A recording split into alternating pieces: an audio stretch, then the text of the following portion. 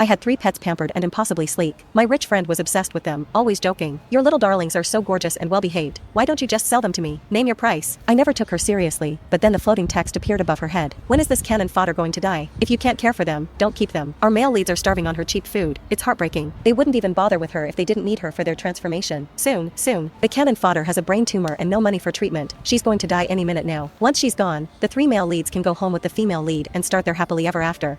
Right before she dies, the cannon fodder will beg the female lead to take them. Little does she know, the male leads are intentionally letting her die. They've been waiting for this day. Looking at the 3 creatures, the ones currently purring and charming my friend, a cold rage settled in my stomach. You know what? I will. I heard myself say, the words tight and sharp. 10,000 apiece. Take your pick. The living room went silent. The smile froze on my friend Zara's face. The calico cat, Apollo, the one who was the master of affection, stopped rubbing his cheek against her chin. The small, black snake, Styx, unwrapped from her neck and raised its head. Even Gizmo, the pokey little hedgehog on the adjacent sofa, stopped grooming his paws. All their eyes were suddenly fixed on me. The bullet screen above my head erupted like a lake hit by a boulder. What did I just hear? 10,000 apiece? How dare this dead cannon fodder set such a price? Holy crap, the wicked cannon fodder reveals her true colors. Just a second ago she was acting like a doting owner. She must be desperate for cash. Is she trying to swindle our sweet female lead? I knew it. She only kept pets to curry favor with Zara. What a manipulative BTCH, asterisk. Zara was the first to recover. She looked awkwardly from the pets in her arms to me. Elena, what are you talking about? I was just kidding, she said, her tone laced with embarrassment. Aren't they your absolute treasures? How could you sell them to me? I kept a relaxed, almost weary smile on my face, pretending not to see the text attacking me. They are my treasures, Zara, but reality is a factor now. I sighed, managing to sound genuinely distressed. You know, I lost my job recently, and nothing solid has come up. To be honest, I can barely afford it anymore. I met Zara's eyes, making my gaze sincere. They'd probably be happier with you. Anyway, look, the fancy cat tree, the organic mice, Gizmo's climate-controlled habitat. Didn't you buy most of that for them? Instead of scraping by with me, they'll actually have a good life if they go home with you. Zara opened her mouth to speak, but I cut her off. I'm really in a bind right now. If you truly love them, and you're willing to help me out, 10,000 each. Anyone you want. Think of it as bailing me out. Please? Zara fell silent. The bullet screen raged again. Female lead, darling, don't believe her. She's exploiting your kindness. A bind? LOL. You have a fatal illness that money can't fix anyway. Jinx. Male leads, bite her. This black-hearted woman doesn't deserve to be your owner. Zara hesitated, finally biting her lip. Okay, maybe I'll just take one for now. I wouldn't want you to be completely alone. I was practically itching for her to take all 3 and save me the trouble. They were ungrateful vipers, and they needed to be gone. Sold. All of them, but I knew a sudden change in attitude would arouse suspicion. One step at a time. Fine, whatever you think is best. Go ahead and choose. Take whichever one you bonded with most. Zara knelt down, still holding Apollo the calico. She peered at the little black snake and the hedgehog that had scooted closer. Styx seemed to sense something was off. He raised his head higher, turning slightly toward Zara. His tongue flickered out quickly. Gizmo the hedgehog shifted his tiny paws, his black bead eyes fixed on her. That's when Apollo, the cat in Zara's arms, made his move. He let out a soft, sweet meow, then rubbed his velvety head frantically against Zara's chin. His tail stood straight up, the tip curved into a perfect question mark,